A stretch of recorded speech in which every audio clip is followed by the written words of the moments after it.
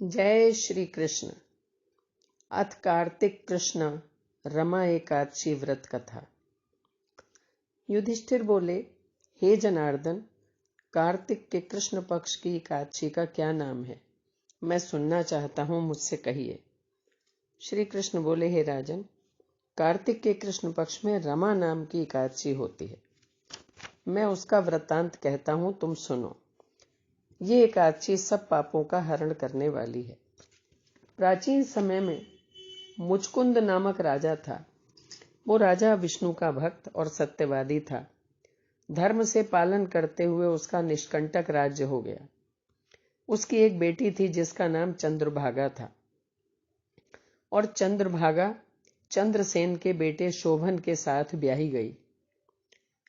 हे नृप, वो शोभन कभी अपने ससुर के घर पर आया और उसी दिन पवित्र एकादशी का व्रत आया।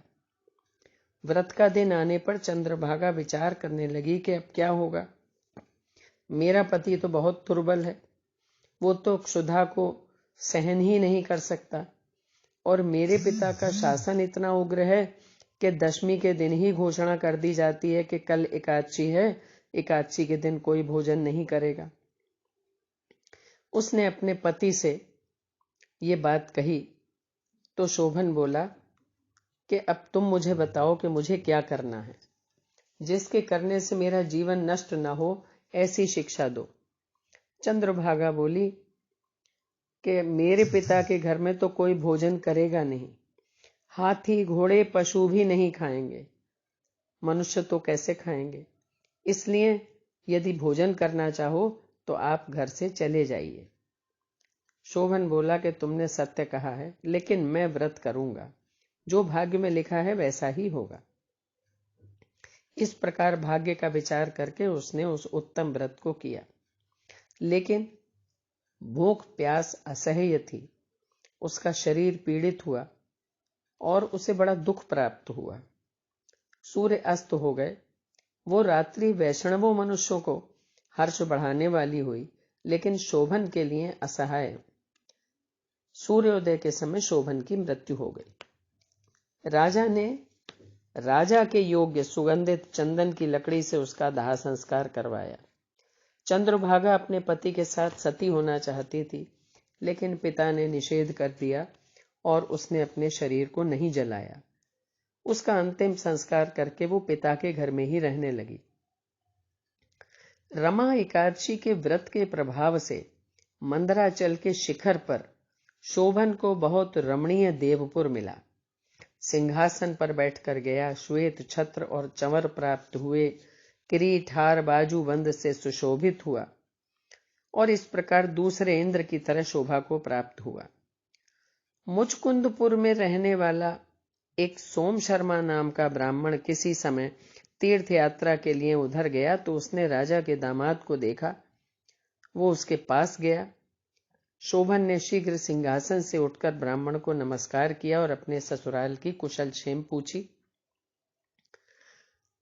ब्राह्मण ने बताया कि आपके ससुर के घर में सब कुशल मंगल है, चंद्रभागा भी कुशलनी है और नगर में सर्वत्र कुशल है, लेकिन ये विचित्र नगर आपको कैसे प्राप्त हुआ? तो शोभन ने कहा कि कार्तिक के कृष्ण पक्ष में रमा नाम की एकादशी होती है। उसका उपवास करने से ये पुर मुझको मिला है, लेकिन ये अस्थिर है, स्थिर नहीं है। जिस तरह ये अटल हो जाए ऐसा यत्न करिए। ब्राह्मण बोला, हे राजेंद्र, ये स्थिर क्यों नहीं है और अटल कैसे होगा, ये मुझे बताइए। तो शोभन बोला कि विप्र, मैंने ये व्रत श्रद्धा पूर्वक नहीं किया था, विवशता में किया था, इसलिए मैं इस नगर को अस्थिर समझता हूं। चंद्रभागा से ये वृतांत कहिएगा, तब ये नगर स्थिर हो जाएगा। ये बात सुनकर, उस श्रेष्ठ ब्राह्मण का वचन सुनकर चंद्रभागा आश्चर्य से प्रफुल्लित हो गई। जब ब्राह्मण ने चंद्रभागा को ये सब वृतांत बताया तो वो बोली कि जो तुम कह रहे हो ये वृतांत प्रत्यक्ष है। सोम शर्मा बोला कि हे पुत्री, पति को मैंने अपनी आंखों से देखा है और देवताओं के समान उसका प्रकाशवान पुर भी देखा है। उसने उसको अस्थिर बताया है। उसके अटल होने का उपाय करो। चंद्रभागा बोली, हे विप्र, मेरे को पति के दर्शन की अभिलाषा है, इसलिए मुझे वहां ले चलिए। अपने व्रत के पुण्य से मैं उस नगर को अटल कर दूंगी। जिस प्रकार हम दोनों का मिलाप हो जाए ऐसा उपाय करिए। ये सुनकर सोम शर्मा उसके साथ चला गया। मंदराचल पर्वत के समीप वामदेव के आश्रम में सोम शर्मा गए। वामदेव ने उनका कहा हुआ सारा वृत्तांत सुना। उज्ज्वल चंद्रभागा का वेद मंत्रों से अभिषेक किया। ऋषि के मंत्रों के प्रभाव से और एकादशी के व्रत के प्रभाव से चंद्रभागा का दिव्य शरीर हो गया और दिव्य गति को प्राप्त हुई। प्रसन्नता से प्रफुल्लित नेत्र किए हुए अपने पति के पास पहुंची। शोभन भी अपनी आई हुई स्त्री को देखकर बहुत प्रसन्न हुआ और उसे बुलाकर अपनी बाईं तरफ बिठा लिया। हे नृप, इस प्रकार वो अपने पति के साथ आनंद से रहने लगी। दिव्य रूप होकर सुंदर आभूषणों से सुशोभित हुई, सुख भोगने लगी और शोभन भी उसके साथ दिव्य रूप होकर विहार करने लगा। जो उत्तम मनुष्य इस व्रत को करते हैं और जो दोनों पक्षों की एकादशी का व्रत करते हैं, निस्संदेह उनके ब्रह्म हत्या आदि पाप भी नाश को प्राप्त होते हैं। जैसी एकादशी शुक्ल पक्ष की है वैसी ही कृष्ण पक्ष की है।